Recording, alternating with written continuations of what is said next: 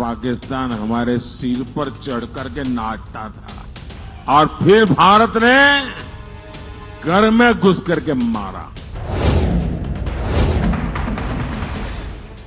प्रधानमंत्री नरेंद्र मोदी ने अपने एक भाषण में जता दिया है कि भारत को दुश्मनी की निगाहों से जो देखेगा, भारत उसके साथ वैसा ही पेश आएगा। पाकिस्तान में ऑपरेशन सिंदूर को अंजाम देने के साथ भारत जिस अंदाज और जिस मिजाज में दिखाई दिया है, उससे भारत से रार रखने वाले पड़ोसियों की चूलें हिल गई हैं। पाकिस्तान के साथ साथ उसका समर्थन करने वाले तुर्की और चीन की भी सिट्टी पिट्टी गुल है। भारत ने दिखा दिया कि शांत बैठे सिंह को छेड़ने का अंजाम कैसा घातक हो सकता है। ऑपरेशन सिंदूर से भारत ने न सिर्फ पाकिस्तान बल्कि चीन को भी मुंहतोड़ जवाब दिया है। इस संघर्ष में अब तक भारत ने जिम्मेदारी पूर्ण वो बयान और वो तथ्य सामने रखे हैं जिसे दुनिया ने देखा भी और माना भी। अब भारत ने पहली बार इस भीषण संघर्ष में चीन का नाम लेते हुए उसकी ऐसी पोल खोली है जिससे वो दुनिया के सामने बेनकाब हो गया है। नमस्कार, मैं हूं राम विश्वकर्मा, आप देख रहे हैं राम की रिपोर्ट। भारत में दशकों से आतंकी हमले होते रहे, बेकसूर लोग आतंकियों के शिकार होते रहे। इसे देखकर भी ब्रिटेन समेत कई यूरोपीय देश ऐसी घटनाओं को अंजाम देने वालों को आतंकी नहीं बल्कि एक्सट्रीमिस्ट या चरमपंथी कहते रहे। लेकिन 7 जुलाई 2005 को जब लंदन बम विस्फोट होता है तो ऐसा करने वालों को वो आतंकी कहता है। 11 सितंबर 2001 को जब न्यूयॉर्क में हमले किए जाते हैं तो अमेरिका ऐसे करने वालों को आतंकी कहता है। 15 मार्च 2019 को न्यूजीलैंड के लिनवुड इस्लामिक सेंटर के पास जब हमला होता है तो न्यूजीलैंड उसे आतंकी घटना कहता है।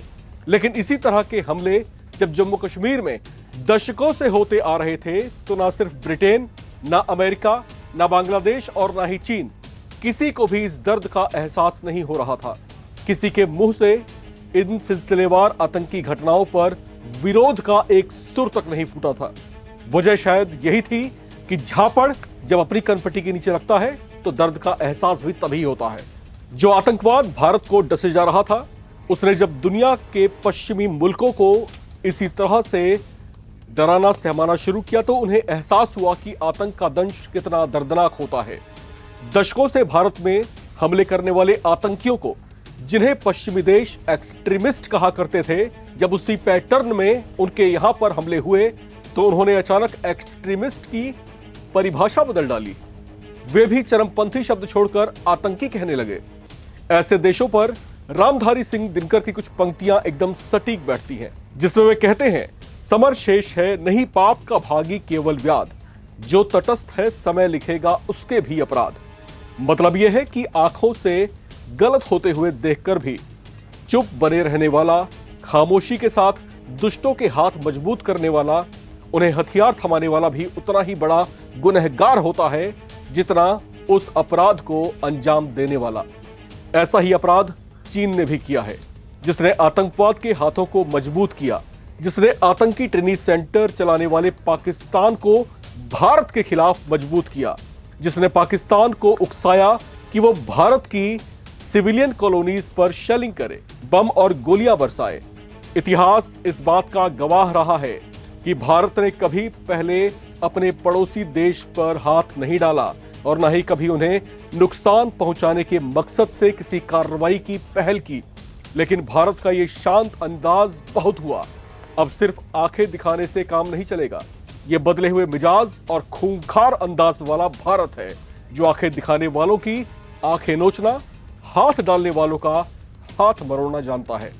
पहलगाम आतंकी हमले के बाद चीन ने अपना दोगला चेहरा दिखाया। हमले के बाद एकाध दिन रुककर उसने औपचारिकता निभाने के लिए दुख प्रकट किया था। लेकिन जब भारत ने पाकिस्तान में फल फूल रहे आतंकी अड्डों को तबाह करने के लिए ऑपरेशन सिंदूर चलाया तो बजाय भारत का समर्थन करने के, उसने पाकिस्तान के हाथों में भारत से लड़ने के लिए हथियार थमाने शुरू कर दिए। चीन सालों से पाकिस्तान को कभी खैरात में, कभी रियायती दरों पर जानबूझकर अपने हथियारों का जखीरा देता आया है, ये जानते समझते हुए भी कि वो इसका गलत इस्तेमाल कर सकता है और आतंकियों को भारत के खिलाफ मजबूत कर सकता है। पाकिस्तान ऐसा करता भी रहा है और ऑपरेशन सिंदूर के बाद भी उसने ऐसा ही किया। उसने चीनी हथियारों और ड्रोन से भारत पर बड़े पैमाने पर हमले की कोशिशें की, जिसे भारत ने नाकाम तो किया, लेकिन इस वादे के साथ कि दुनिया के सामने इस बार चीन को भी नंगा किया जाएगा। एक जर्मन अखबार फ्रैंकफर्ट ऑलगेमाइन को दिए एक इंटरव्यू में भारतीय विदेश मंत्री एस जयशंकर ने चीन की पोल खोली है। जयशंकर से जब पूछा गया कि क्या उन्हें लगता है कि भारत पाक तनाव के पीछे चीन की भी भूमिका हो सकती है, इसका जवाब देते हुए विदेश मंत्री जयशंकर ने कहा कि पाक के पास जितने भी हथियार हैं वो चीन के ही हैं। इस बात से आप अंदाजा लगा सकते हैं, संदेशा साफ है, भारत पर पाकिस्तान के हमले की कोशिशों के पीछे चीन का ही हाथ था। ऐसा करके वो शायद भारत को अस्थिर करने की कोशिश कर रहा था। उसकी कोशिशें शायद ये थी कि भारत को लंबे समय तक के लिए युद्ध में उलझा दिया जाए, लेकिन वो शायद भारत की सैन्य शक्ति की परीक्षा लेना चाहता था, जिसमें भारतीय सेना ने अपना दमखम न सिर्फ यह साबित कर दिखाया कि हमारा आर्म्ड पावर कितना जबरदस्त है, बल्कि यह भी दिखा दिया कि वो चीन की सैन्य पावर को भी निचोड़ सकती है। दुनिया ने देखा कैसे भारत ने पाकिस्तान के अंदरूनी इलाकों और कईयों किलोमीटर भीतर तक हमले किए और पाकिस्तान, जिसे बड़ी उम्मीदों से चीनी एयर डिफेंस सिस्टम्स को तैनात किया हुआ था, वो भी फेल साबित हुए। ऐसी भी रिपोर्ट सामने आई हैं कि पाकिस्तान एयरफोर्स को चीन से अत्याधुनिक PL-15 लंबी दूरी के एयर टू एयर मिसाइल की फर्स्ट डिलीवरी मिली थी। PAF ने अपनी नई JF-17 ब्लॉक 3 फाइटर जेट की तस्वीरें भी जारी की थी। अगर ये दावे और ऐसे दावे करने वाली रिपोर्ट सही है तो ये बीजिंग से इस्लामाबाद को एक इमरजेंसी आर्म्ड सप्लाई को प्रूव करता है, जो उस समय की गई थी जब भारत और पाकिस्तान के बीच बढ़ता तनाव युद्ध जैसे हालात में बदल रहा था। भारत से तनाव के बीच तुर्की से भी पाकिस्तान को बड़ी सैन्य सहायता मिली थी। उस समय ऐसी रिपोर्ट्स चर्चाओं में आई थी कि 27 अप्रैल को तुर्की के C-130 हरक्यूलिस विमान ने कराची में लैंड किया था, जिसमें युद्ध की सामग्री भरी हुई थी। इसके बाद 6 और तुर्की के C-130 विमान इस्लामाबाद के सैन्य अड्डे पर पहुंचे थे। पाकिस्तान इसे अपने लिए महत्वपूर्ण सैन्य सहायता मान रहा था। तुर्की का यह कदम पाकिस्तान के लिए एक बड़े समर्थन के रूप में देखा गया था। इसके साथ ही चीन ने भी पाकिस्तान को ड्रोन जैसे रक्षा उपकरण भेजने की जानकारी दी थी। रक्षा विशेषज्ञों ने इसे लेकर कहा था कि पाकिस्तान को तुर्की और चीन के इस सैन्य सहयोग से साउथ एशिया की जियोपॉलिटिक्स पर प्रभाव पड़ सकता है। पिछले साल तुर्की में आए भीषण भूकंप के बाद भारत ही वो देश था जो आपसी संबंधों की खटास को भुलाकर सबसे पहले उसकी सहायता को पहुंचा था, लेकिन आतंकवाद के मुद्दे पर वो अपने इस्लामिक मित्र पाकिस्तान के साथ ही खड़ा नजर आया। हालांकि इससे पहले ईरान, मिस्र और सऊदी अरब ने भारत और पाकिस्तान के बीच तनाव कम करने में मदद की पेशकश की थी, लेकिन उस समय भी चीन मौन बैठा हुआ था। शायद वो भारत के खिलाफ किसी षड्यंत्र में व्यस्त था, जिसे पाकिस्तान के पीछे खड़ा होकर पूरा करवाना चाह रहा था।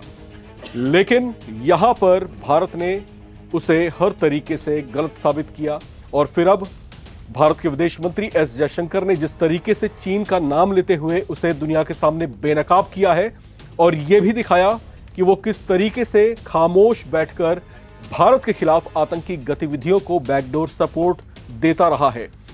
चीन की इस हेकड़ी के बाद, चीन के इस खुलासे के बाद अब उसकी घिग्गी मधी हुई है। अब तक उसकी तरफ से कोई प्रतिक्रिया सामने नहीं आई है। प्रतिक्रिया देगा भी क्या जब सब कुछ आईने की तरह क्रिस्टल क्लियर है। फिलहाल राम की रिपोर्ट में आज इतना ही। बाकी तमाम अपडेट्स के लिए आप लगातार बने रहें और देखते रहें NBT ऑनलाइन। नमस्कार।